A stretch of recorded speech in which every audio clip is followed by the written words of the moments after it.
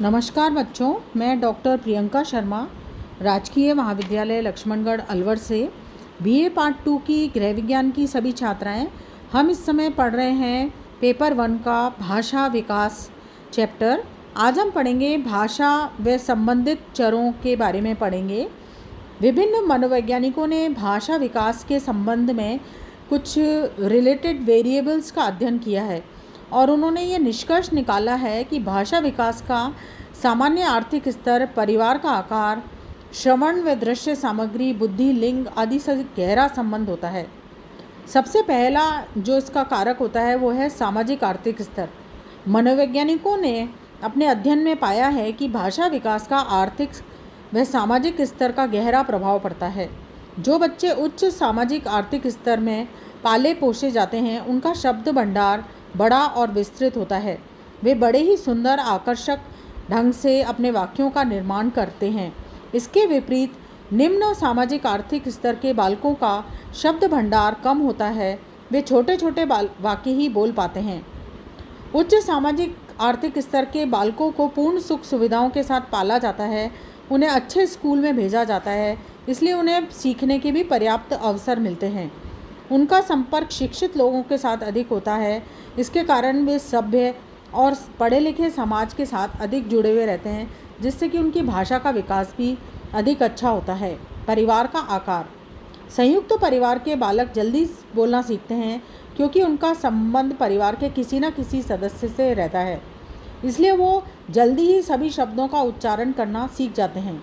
वे बालक जो छोटे परिवार में या एकल परिवार में रहते हैं या जिनके माता पिता नौकरी करते हैं, उनके बच्चे धीरे धीरे ही शब्दों को सीख पाते हैं, क्योंकि वो किसके साथ बोलें।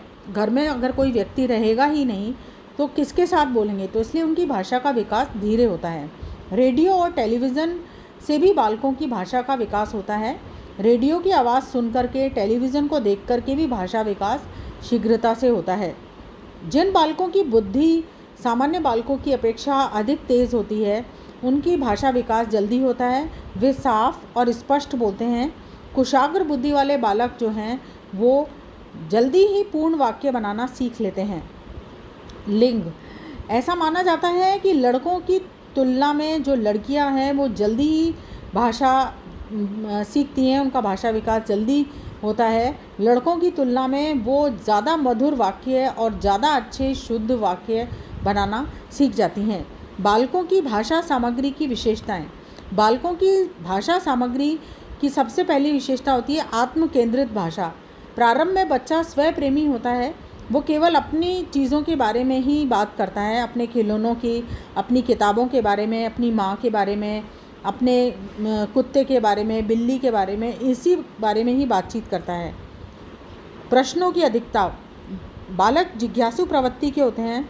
उनको हर चीज़ को जानने की उत्सुकता रहती है, इसलिए वो हर नई चीज़ को देख करके प्रश्न पूछते हैं और माता पिता और शिक्षकों को भी चाहिए कि वो उसके बारे में उसको सही उत्तर दे करके उसकी जो जिज्ञासा है उसे शांत करें। शब्दों की पुनरावृत्ति। जो बालक हैं वो धीरे धीरे बोलना जब सीखते हैं तो बार बार एक ही शब्द को बोलने का प्रयास करते हैं। इस तरह से उनकी पुनरावृत्ति होती रहती है। भावनात्मक भाषा। बालक बातचीत करते समय अपने संवेगों, अपने हाव भावों के माध्यम से व्यक्त करते हैं। यदि बालक खुश होता है तो बोलते समय उसके चेहरे पर मुस्कुराहट होती है, और वो दुखी होता है तो दुखी होकर के ही बातचीत करता है। सामाजिकृत भाषा। जब बालक में आत्म केंद्रित भाषा का विकास हो जाता है तो वे सामाजिकृत भाषा का प्रयोग करने लगते हैं, क्योंकि अब वो बड़े हो जाते हैं।